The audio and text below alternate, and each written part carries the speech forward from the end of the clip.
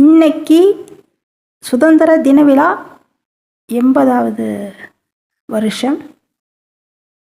CM கொடியேற்றிருந்த எல்லாமே பார்த்துருப்பீங்க. எந்த மாதிரி காரில் வந்தாங்க. அப்புறம் அப்படியே எல்லாத்துக்கிட்டையும் கையசைச்சிக்கிட்டு 2 பக்கம் இருக்கிறவங்கிட்டலாம் சிரித்து கும்பிடு போட்டுக்கிட்டு அந்த கை வலிச்சு கூட இருக்கும்.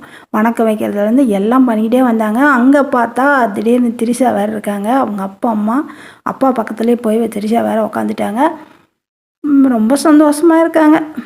ஆனால் மக்கள் மனசில் கொஞ்சம் வருத்தம் எங்களுக்கெல்லாம் தான் இருக்குது.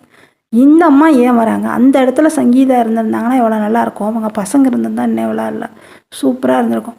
ஆனால் அது கண்ணுப்பட்டு போயிடும்னு நினச்சிக்கிட்டாங்களா என்னமோ தெரியல. இவங்களுக்குள்ளே என்ன நாடகம் நடக்குதுன்னு ஒன்றுமே புரியல. குடும்பமாக வந்து சிஎம்மாவும் இருந்து இந்த சுதந்திர தின விழாவை அப்படியே அவர் ரசித்து போய் அப்படியே கொடி ஏற்றி அதை வந்து பார்த்து வணக்கம் வைக்கிறதெல்லாம் அவ்வளோ ஒரு ஆசை. ரொம்ப ரொம்ப ரொம்ப ரொம்ப பயங்கரமாக ஒரு மனசுக்குள்ளே என்னம்மா ஒரு சந்தோஷம் இருந்திருக்கு தெரியுமா? நாமெல்லாம் இதை நினச்சி பார்த்துருப்போமா அப்படிங்கிற மாதிரி நினச்சிருப்பாங்க. அவங்க அப்பா அம்மாவுக்கு எவ்வளோ பெருமையாக இருந்திருக்கும். சரி, அதெல்லாம் சொல்லவே தேவையில்லை. அந்த அளவுக்கு அவங்களுக்குள்ள ஒரு சூப்பரான ஒரு மனசுக்குள்ளே ஒரு சந்தோஷம் இருந்திருக்கும். நம்ம மனசில் என்ன சந்தோஷம்னா, அந்த திரிஷா இருந்த இடத்துல சங்கீதா இருந்தது தான் நல்லா இருந்திருக்கும் அப்படின்னு தோணுது. அவங்க வந்தது பெரிய சர்ச்சையாக வேறு பேசுகிறாங்க சோசியல் மீடியாவில். இந்த திரிஷாவுக்கும் அறிவு வேணாமா? நம்ம தான் போனால் யாருக்குமே பிடிக்க மாட்டேங்குது. சரி, அவங்க வேலையை பார்க்குறாங்க. அது நமக்கு எதுக்கு? இன்றைக்கி நல்ல இது என்னன்னு பார்க்குறீங்களா? அங்கே மயில் இருந்துச்சுங்க. மயில் வந்து தோகை விரித்து ஆடிச்சு எங்கள் தோட்டத்தில். அது தோட்டம் வந்து பிள்ளேறி தான் கிடக்குது. அதெல்லாம் கண்டுக்காதீங்க. ஆடு மாடு வளர்த்தலாமில்ல. ஆடு மேயுது, அதனால் அப்படியே விட்டுட்டோம். மரம் வச்சுருக்குறோம். தண்ணி இல்லாத காரணத்தினால தான் அதெல்லாம் பண்ணியிருக்கோம். அடுத்தது அது கேமரா எடுக்கும்போது அந்த ரோல் பண்ணணுன்னா இருட்டாக போயிடுச்சு. திடீர்னு மாறி போயிடுச்சு. அதனால தான் இப்படி இருக்குது. அடுத்தது நம்ம அந்த சட்டசபையில் இல்லை கொடியேற்ற இடத்துல என்ன நடந்துச்சு அப்படிங்கிறத பார்ப்போம். சூப்பரான அறிக்கையெல்லாம் சொன்னாங்க. உண்மையிலுமே ரொம்ப சந்தோஷம். அவங்க விட்டத அறிக்கைகள்லாம் நல்லா இருக்குது. அது ஏற்கனவே சொன்னது தான். இருந்தாலும் இந்த லஞ்ச ஒழிப்புன்னு சொல்கிறாங்க பாருங்கள், ஊழல் லஞ்ச ஒழிப்பு, அது ரொம்ப ரொம்ப ரொம்ப நமக்கு சந்தோஷமாக இருக்குது. அதை முதல்ல ஒழிச்சிங்கன்னு வச்சுக்கிங்க, நாடு முன்னேறிடும். அதுதான் ஒழிக்கிறோன்னு சொல்லியிருக்காங்க. ஒழிச்சிக்கிட்டு தான் இருக்கிறாங்க. அப்போது அங்கங்கே நடக்குது. அது எப்படி வெளியே கொண்டு வருதுன்னு தெரியல. அப்புறம் என்ன சொல்கிறாங்கன்னா, நான் மட்டும் முதலமைச்சராக இருந்து பணிபுரிஞ்சால் பத்தாது, நீங்களும் என் கூட வரணும் அப்படின்னு யார் சொல்கிறாங்க? ஜென்சிங்களை. இந்தியாவில் வந்து 29% இருக்கிறாங்களாமா ஜென்சிங்கள் மட்டுமே. ஆனால் தமிழ்நாட்டில் ஒரு 15-20 கூட இருக்காதா? இருப்பாங்க, கண்டிப்பாக இருப்பாங்க. என் கூட நீங்களும் சேர்ந்து இணைஞ்சு பணிபுரியணும். அப்படின்னா அதுக்கு என்ன அர்த்தம்? நான் மட்டும் ஓடினா பத்தாது, நீங்களும் சேர்ந்து என் கூட வரணும். சும்மா ஃபோனை பார்க்குறேன் செல்லை பார்க்குறேன்னு இருக்கக்கூடாது.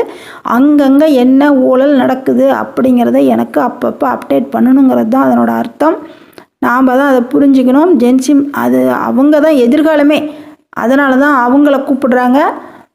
இதை வந்து நீங்கள் உணர்ந்து கண்டிப்பாக எல்லாம் இங்கே லஞ்சம் நான் வாங்கினாலும் பண்ணினாலும் உடனே நீங்கள் தெரிவிக்கலாம். பயப்படவே தேவையில்லை. ஏன்னா உங்கள் ஆளுங்க உங்கள் சப்போர்ட்டில் தான் அவங்க ஆட்சி அமைச்சிருக்காங்க. அதனால் எங்களுக்கெல்லாம் கூட நீங்கள் ஒரு உதவி பண்ணலாம். அந்த மாதிரி சொல்கிறாங்க. அது வந்து வரவேற்கத்தக்கது. ஜென்சிகளை அவங்க வந்து துணைக்கு கூப்பிட்டது கண்டிப்பாக வரவேற்கத்தக்கது.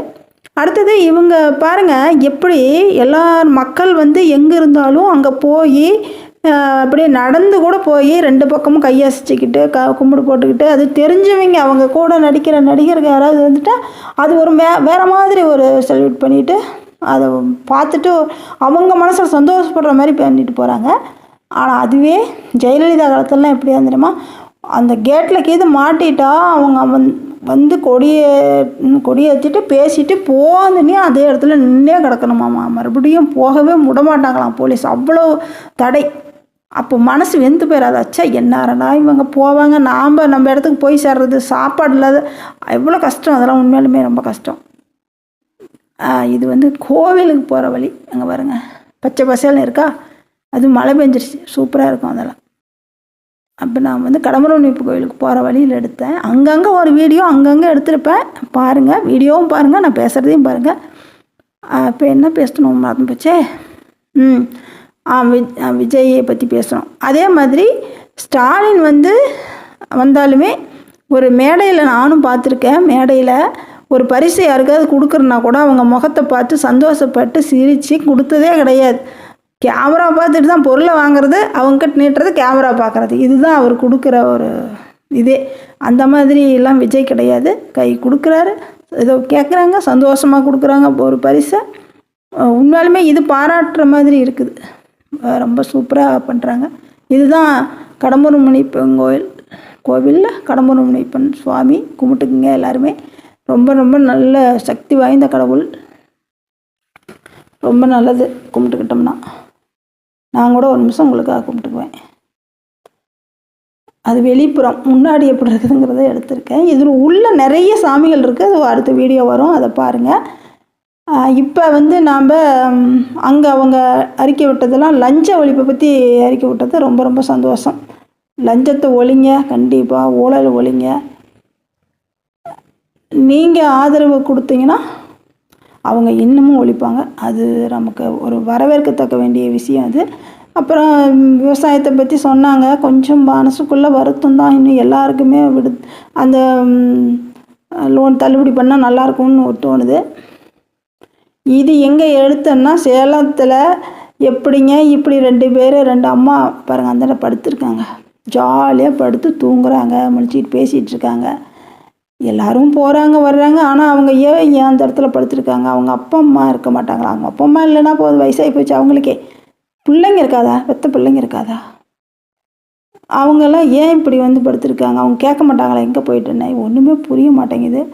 நம்ம சிஎம் கிட்ட கேட்குற ஒரே கோரிக்கை, இந்த மாதிரி ஆதரவில்லாத அங்கங்கே படுத்து கிடக்கிறவங்களுக்கு ஒரு ஒரு ஏதோ ஒரு இடம் ஃபிக்ஸ் பண்ணி இவங்களெல்லாம் கொண்டு போய் சேர்த்து ஒரே இடமா இருந்தால் இந்த நாட்டில் பாருங்கள், எங்கே பார்த்தாலும் பாலத்துக்கடி ஒரு 10 பேர் படுத்துருக்காங்க. அதெல்லாம் வறுமையை காமிக்குது. அவங்க யாரோ சோறெல்லாம் கொண்டாந்து கொடுக்குறாங்க. கொடுக்குறதெல்லாம் பெருசு இல்லை. இப்படி படுத்துக்கிட்டு பிளாட்ஃபாரத்தில் எல்லாம் அந்த உட்கார்ற பெஞ்செல்லாம் சில பேர் ஆக்குப்பை பண்ணிக்கிறாங்க. மக்கள் வந்து உட்காரது கூட இல்லை, அவங்களே படுத்துக்கிறாங்க. அங்கேயே நைட்டும் பகலும் படுத்து கிடக்குறாங்க. இதெல்லாம் சேலம் பஸ் ஸ்டாண்டு தான். மேலே கீழேயும் இதே தான் நடக்குது. இவங்க பரவாயில்ல, கீழே படுத்துக்கிட்டு அந்த 2 அம்மாக்களும், இல்லைன்னா அதை வர்றவங்க உட்கார முடியாது. இந்த மாதிரி அங்கங்கே இருக்கிற பிரச்சனைக்கே ஒரு தீர்வு கிடைக்கணும். இதுவும் ஒரு பிரச்சனையாக தான் போயிட்டுருக்குது. அப்புறம் கோயிலில் பாருங்கள், முன்னாடி உட்காந்துக்குவாங்க நிறைய பேர். நல்லாவே இருக்காங்க வீட்டில், நல்லா தான் அவங்களாம் வேலை செய்யலாம். எவ்வளோ பேர் கஷ்டப்படுறாங்க தெரியுமா? வயசான பாட்டிங்களாம், வயசானவங்களாம், அப்போ பெரியவங்களாம். ஒரு பெரியவர், நான் ஒரு நாளைக்கு வீடியோ எடுத்து போடுற பாருங்க, அவர் பஞ்சர் ஓட்டுறாரு, ரொம்ப வயசானவர். ஆனால் இவங்களாம் நல்லா தான் இருக்காங்க படுத்துருக்குறவங்க. ஏன் இப்படி படுத்துருக்காங்கன்னு தெரியல. நம்ம எங்கேயோ போயிட்டு எங்கேயோ வந்துட்டோம். இதை காணொலியை பார்த்ததுனால நான் இதை பற்றி பேச வேண்டியதாக போயிடுச்சு. அடுத்தது அந்த திரிஷா கதைக்கு வருவோமே. இப்போ 2 பக்கமும் வந்து கையாட்டிக்கிட்டே வரக்குள்ள அந்த திரிஷா வந்து அவங்க அப்பா அம்மா, அதாவது விஜயோட அப்பா அம்மா உட்காந்துருக்கிற இடத்துல வந்து உட்காந்துருந்தாங்கல்ல, அது நமக்கு கொஞ்சம் பிடிக்கல. அது மட்டும் மாற்றினா பரவாயில்ல. சங்கீதா வந்திருந்தாங்க, நல்லாயிருக்கும். உங்கள் நம்ம விஜய் நல்லா இருக்கணும்னு நினச்சி பண்ணாங்க. அது ஐயா பண்ணுறா விடுறா வேலை வெச்சு பிட்டி இருக்குல்ல, விடுற போகணும்ல. அப்போ உள்ள போகிறதா வெச்சு பிட்டி. அது அங்கே எனக்கு சித்தப்பு கூட குடியிருந்தாங்க, காடு இருந்தது. அப்புறம் எனக்கு தான் கொஞ்சம் வந்து கொல்லி பேசிகிட்டு இருந்து சித்தப்பு விட்டுட்டு வந்துட்டாரு. அது விட்டுட்டு கம்ப்யூட்டர் வந்து இருந்தார். அது வந்து கம்ப்யூட்டர் அப்படி ஒரு பக்கம் ஆக்கி சாப்பிட்டுட்டு இருந்தாரு. அந்த மாதிரி நாள் ஆகிட்டாரு. எங்கள் சித்தப்பு போயிட்டாரு. எங்கள் சித்தப்பு விட்ட போனாரு. அந்த அம்மா அதுக்கு நான் செகண்ட் விட்டார் எல்லாம் கேட்டு. அப்புறம் நீங்கள் ஐயத்து பண்ணுறதுன்னு சொல்கிறீங்க. அந்த நம்மூரில் ஐயத்து பண்ணுறது வந்து காவல் கொடுக்குறாங்க வேலை ஊரில் கட்டையா ரோடு. அப்படியா? அது பேர் பாவு அங்கே இருக்கிறாங்களா. அது ஐயோ உள்ள வருதுல மாரியா கோயில். எப்படி வருவீங்க? பஸ் ஏரியா இல்லை நடந்து போகலாம்? பக்கம் தானே நடந்து போகல. அதுதான் அங்கே போய் நிற்குது. எல்லாம் ஏறிடும். பார்க்கலாம் எப்படி இல்லை என்ன பண்ண போகிறேன். எது சாப்பாடு போகிறான்னு பார்த்தோம். அது வாக்கடு வாங்கி சாப்பிட்டு சரி சரி எப்படி ஊட்டி போகலாம். அவ்வளோதான். ஒரு 4 வாரம் ஆச்சு.